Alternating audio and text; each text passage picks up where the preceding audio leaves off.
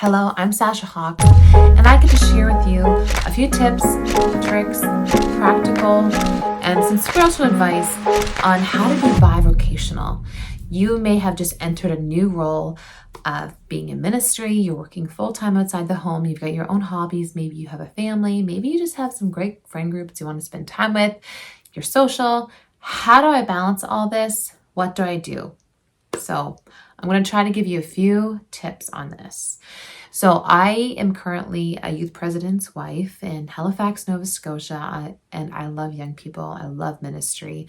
I work full-time as a rehabilitation assistant on a brain injury floor. So I work full-time ministry, really. We're always planning, going out to events. We're the worship leaders at our church, music directors, involved in all events. I do a lot of the event coordinating. I am not bragging on what I do at all, but what I'm saying is that you have a full plate, and I get it. It's a lot. I'm not a mom yet. I have not thrown that in the game yet, and that brings a whole nother level. But I hope I can encourage you that it can be done, and I think you're doing awesome. But here's some tips. So the opportunity that it brings to have a bright light of Jesus inside of a workplace is something not to minimize. It is so important that ministry is done outside of the church walls. Oftentimes we do that with friend groups and connect groups and such, but it is so important in a workplace that they get to experience it too. Those people that you're in contact with every single day, if it's clients you're meeting or whatever you're doing, you might be the only person in their life that gets to have any bit encounter of somebody that loves Jesus and lives an apostolic lifestyle. So never take that for granted. That's an important role you play. Your calling is not necessarily your ministry position or your position at work. I love people. I am quite introverted. I try to be extroverted, but my life calling, this principle has taken me a while to learn, but when I understood that my life calling is not being a rehab assistant, it's not necessarily being a pastor's wife, but it's not a position I fill, but I really believe that it's just to love people and to be neighborly. When I understood that, it gave me the opportunity that when I go to work, I can be neighborly and I can love people. I can work with those patients and I can show compassion and love and just show that neighborly love and compassion towards them. I can do that in a ministry position. When you figure out your life purpose, that is not the position you fill. Sometimes that happens, and if you're one of those people that has that happen, congrats, you're one of the few, which is awesome. But if you can realize that your purpose is being fulfilled, not in your position, but through your position, you can feel your life purpose or calling, you'll find so much more fulfillment and it will not feel as heavy or draining. I have tried to be so intentional with not letting my virtue be so spent at work, where it can be. It's one of the most chaotic floors in this side of Canada, units at the hospital. But if I can learn that this is not deserving of all of my energy, my virtue, I've learned to keep some of my virtue. I'm not letting it out all when I'm there. So when I come home, I can be the wife I need to be and do what I need to do for the kingdom of God. That takes practice and experience, but it can be done. So maintaining your virtue principle is so important. Sometimes you need to go fill up your cup because that cup will be emptying throughout the day and you need to make sure you have a cup to fulfill from. If that's devotion, sometimes it's personal time with God, sometimes it's with your spouse, sometimes it's retail therapy. But do something that you can make sure your cup is full, that you're not running on complete empty all the time.